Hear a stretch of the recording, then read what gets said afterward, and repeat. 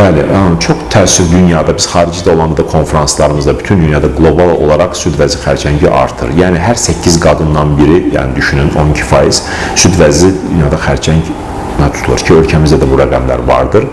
Burada bir çox faktorlar var. Dünyada ən çox araşdırma edilən, xüsusən Amerika Birləşmiş Ştatlarında, Avropada ən çox yatırım edilən sahələrdən biridir.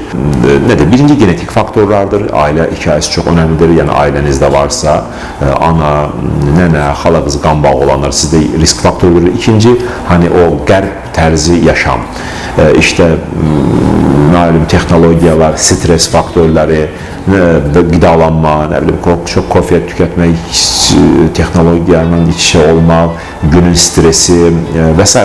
bunlar da faktorlardır. Amma çox təəssüf ki, çağın xəstəliyidir, hər 8 qadından birində risk vardır.